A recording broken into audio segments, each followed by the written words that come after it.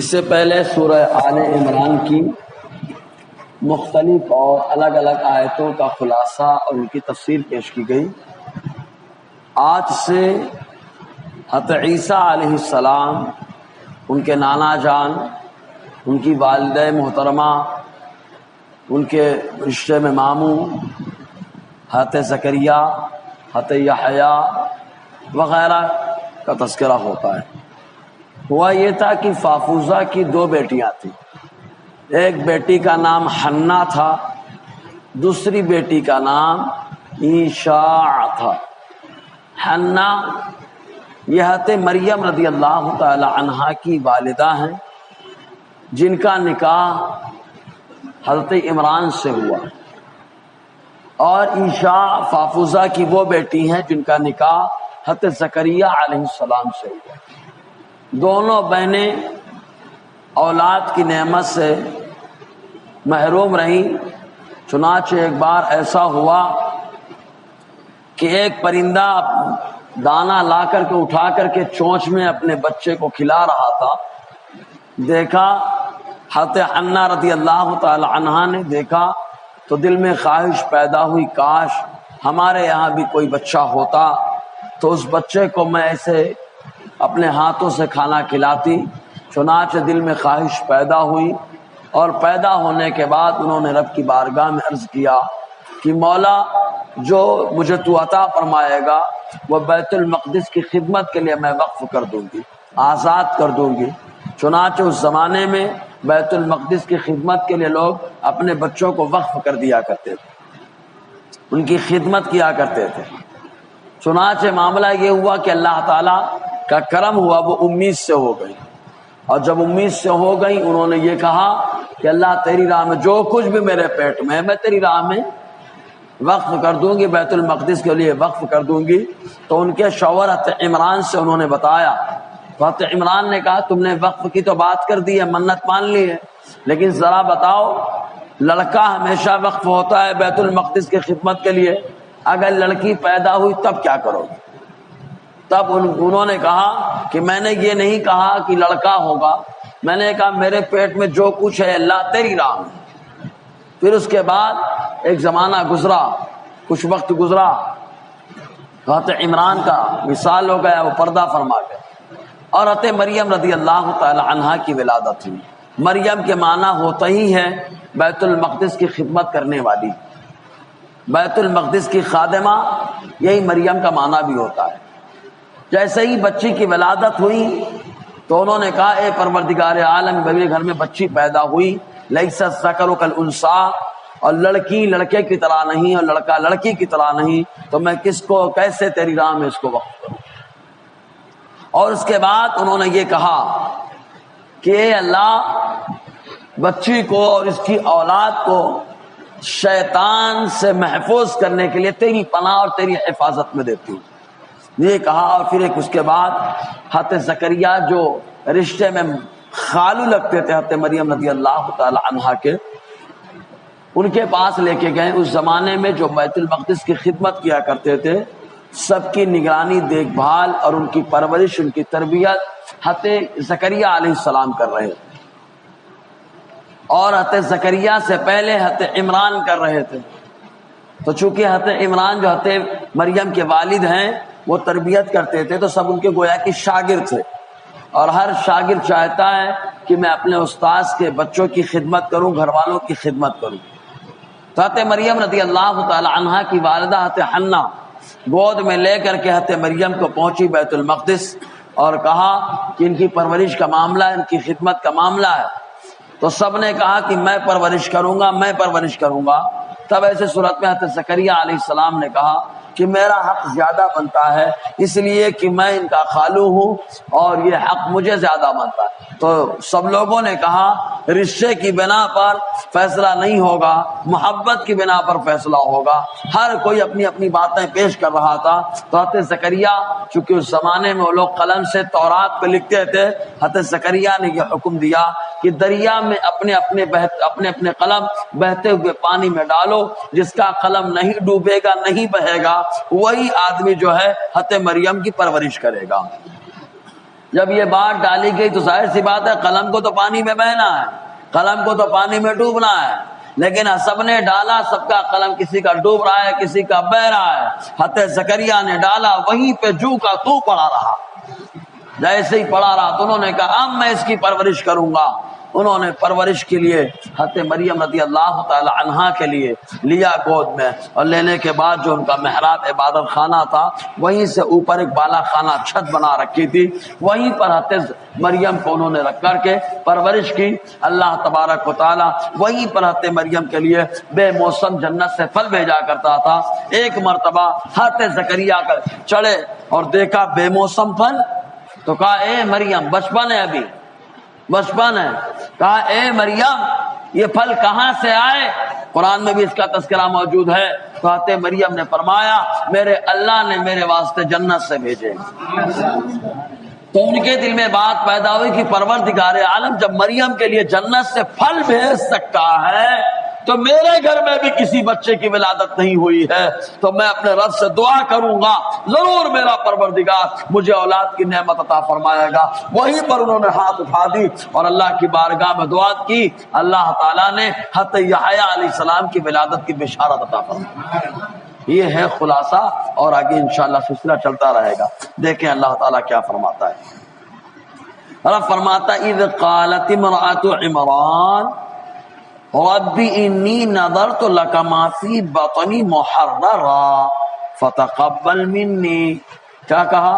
اذ، یاد کرو محبوب، جب کہا اے مولا، جب کہا تھا تو تیرا محبوب پیدا ہوا تھا، جب حضرت مریم کی والدہ حضرت حنا منت مان رہی تھی، نظر مان رہی تھی، تیرا محبوب پیدا ہوا تھا، تو میرا مولا ایمان والے کو ذہن دے گا محبوب جسمانی اعتبار سے اگرچہ نہیں پیدا ہوا تھا لیکن محبوب کا نور تو بہت پہلے پیدا ہو چکا ہے، اور وہی نور سے ساری کائنات کو اللہ نے پیدا فرمایا۔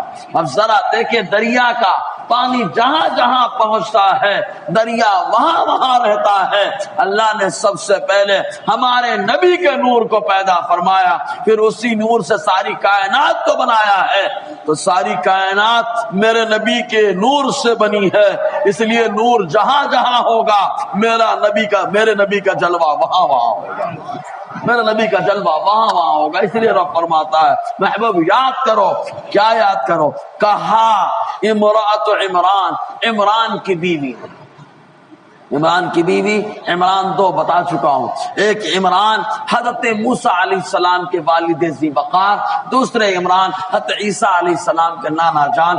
تو حضرت عیسیٰ علیہ السلام کے نانا جان نے نکاح کیا تھا فافوزہ کی بیٹی جن کا نام حنا تھا، حنا مانے بڑی مہربان۔ کیا کہا؟ ربی، اے پروردگار، انی، بے شک میں نے، نظرت لک، تیرے لیے منت مانی ہے،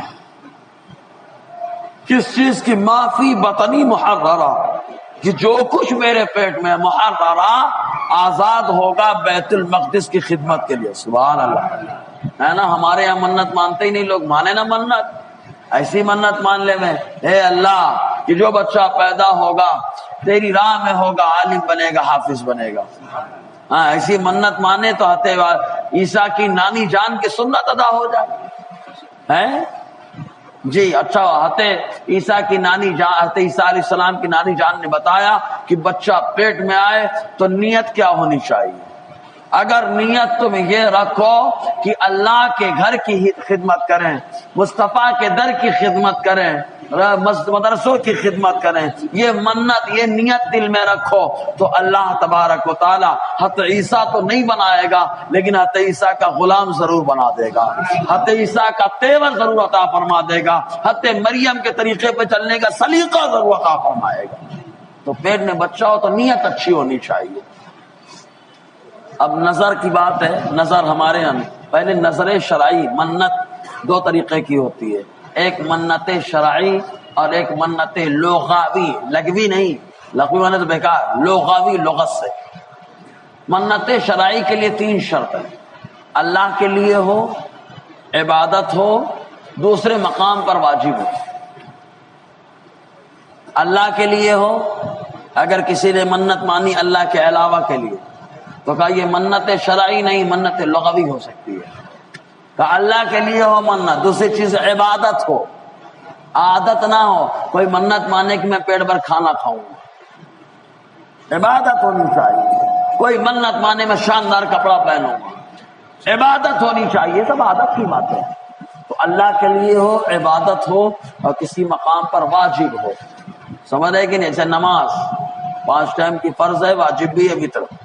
اور روزہ فرض ہے، سمجھ رہے کہ نہیں؟ کہیں واجب اور فرض بھی ہو. تو یہ 3 باتیں جس منت میں پائی جائیں وہ منت شرعی ہوتی ہے، جس کا پورے کرنا مکمل ہوتا ہے. تو خدمت کرنا یہ تو اللہ کے لیے ہے، عبادت بھی ہے. لیکن خدمت کرنا کیا فرض ہے؟ نہیں ہے نا. خدمت کرنا سنت ہے، مستحب ہے.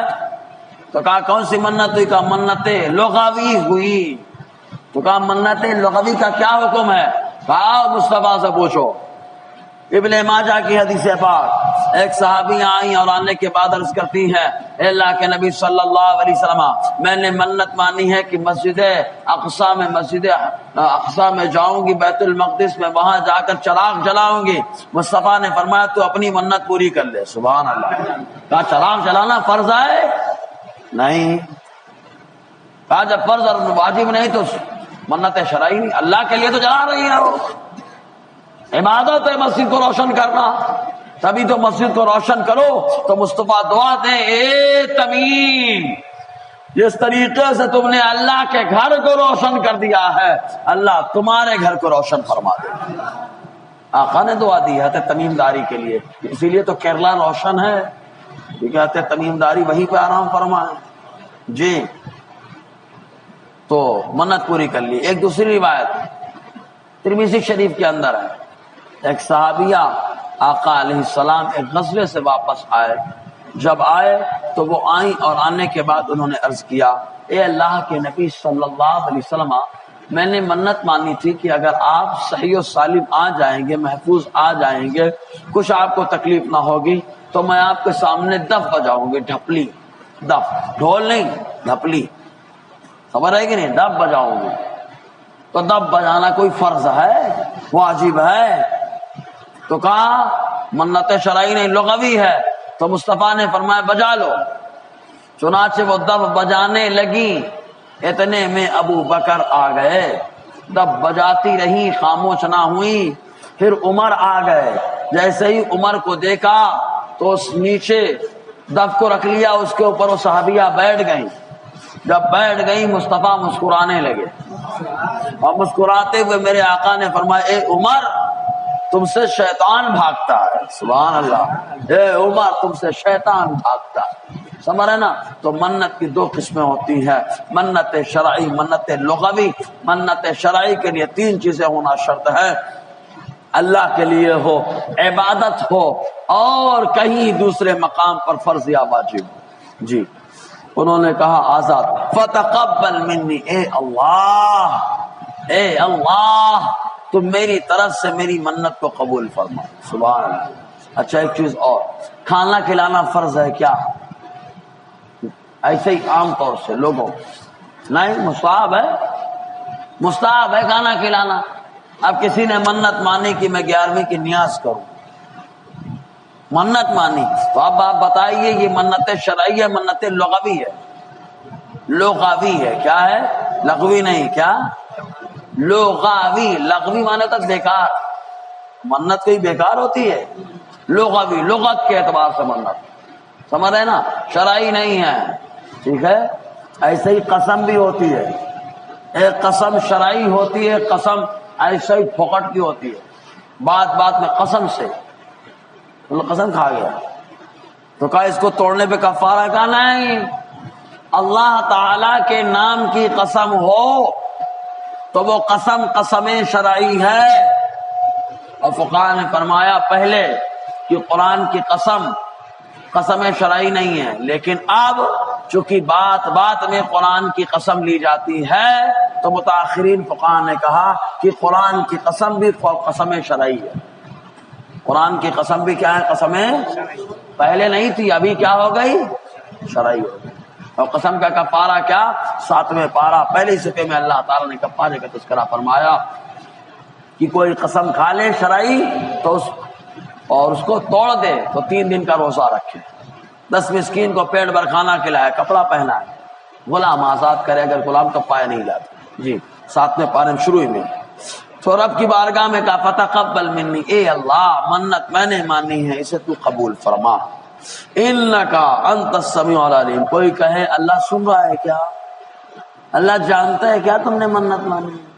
تو فوراً کہتی ہیں حنا انکا انت السمیع العلیم، 4 تاکید کے ساتھ، انا کاف انت الف لام، 4 تاکید کے ساتھ کہتی ہیں، اور 7واں جملہ اسمیہ 5 تاکید کے ساتھ، بے شک یقیناً اے اللہ تو میری باتوں کو سننے والا سمیع ہے تو، اور میری نیت کیا ہے پروردگار العلیم تو جاننے والا، اے اللہ بے شک یقیناً برحق تو سننے والا اور جاننے والا ہے۔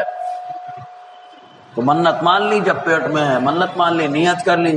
فلما وضعتها، جب حضرت مریم کی ولادت ہوئی، قالت کہا، جیسے ہی ولادت ہوئی کیا کہا؟ ربی اے پروردگار انی وضعتها انثی، میں نے لڑکی کو جنا ہے، لڑکی پیدا ہوئی، اور بیت المقدس کی خدمت کے لیے تو لڑکا لگتا ہے، اے مولا تو نے لڑکی عطا فرمائی، اے پروردگار عالم، اور یہ جو میں کہہ رہی ہوں مولا تو پہلے سے جانتا ہے، واللہ اعلم بما وضعت، اور اللہ اس سے خوب جانتا ہے جو انہوں نے جنا ہے۔ جس کی ولادت ہوئی ہے انہوں نے فوراً کہا ولیس الذکر کالانثی، اور لڑکا لڑکی کی طرح نہیں، حالانکہ الٹا ہونا چاہیے تھا، لڑکی لڑکے کی طرح نہیں، کیونکہ آزاد لڑکے ہوتے ہیں، پیدا لڑکی ہوئی ہے تو کہنا کیا چاہیے لڑکی ہوئی ہے، اور یہ لڑکوں کی طرح نہیں ہے، لیکن کیا کہا لڑکے لڑکی کی طرح نہیں، کیونکہ جو خدمت کر رہے ہیں وہاں پر جتنے خدام ہیں حضرت زکریا کے علاوہ سب عام ہیں، اللہ تعالیٰ نے حضرت مریم کو اپنا خاص قرب عطا فرمایا ہے، اس لیے کہا کہ لڑکے لڑکی کی طرح نہیں ہے۔ کہا جب لڑکے لڑکی کی طرح نہیں ہو سکتے تو امتی نبی کی طرح کیسے ہو سکتا ہے؟ سمجھ رہے نہیں؟ قرآن کہہ رہا جی۔ اس کے بعد کہتی وَإِنِّي سَمَّيْتُهَا مریم، اے پروردگار بے شک میں نے اس بچی کا نام مریم رکھا ہے۔ مریم کے معنی بیت المقدس کی خدمت کرنے والی، دنیا کی نہیں، اللہ کے گھر کی خادمہ کو مریم کہا جاتا ہے۔ اس کے بعد جب پیدا ہوئی تو اللہ کی پناہ میں دے دیا، تو حضور صلی اللہ علیہ وسلم فرماتے ہیں کہ جب بچہ پیدا ہوتا ہے تو شیطان آتا ہے پیٹ میں انگلی مارتا ہے،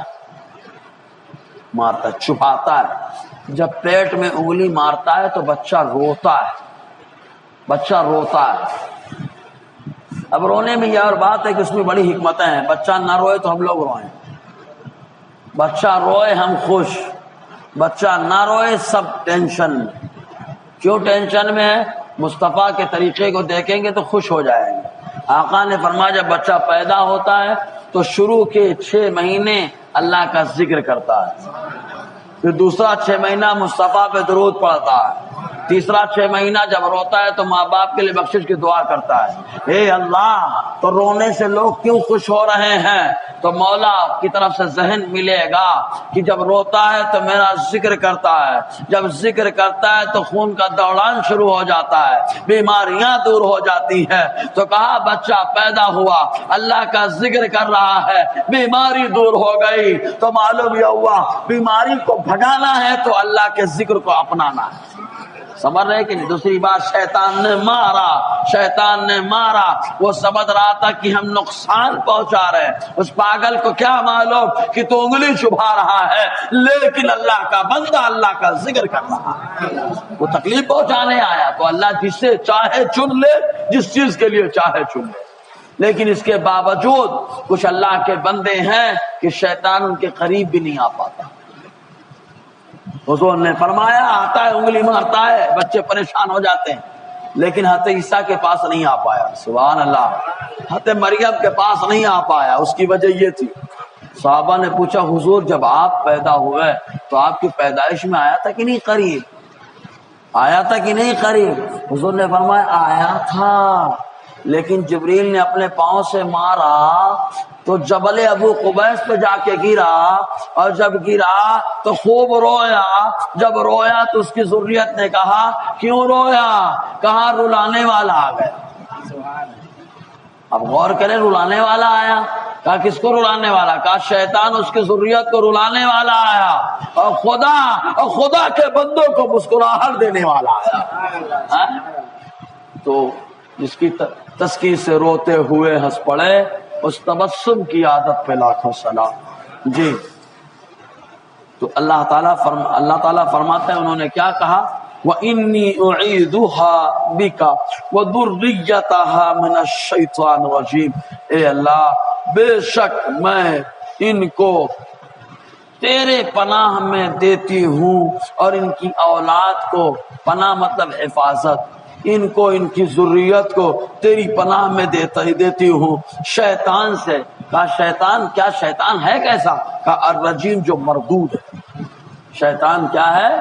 مردود ہے۔ ٹھیک ہے، پھر اس کے بعد ولادت ہوئی، پرورش کا معاملہ درپیش ہوا، تو کیا اپنایا گیا؟ اختصار کے ساتھ میں نے بات بتائی، انشاءاللہ اگلے ہفتہ تفصیل کے ساتھ رہے گا۔ اللہ تعالیٰ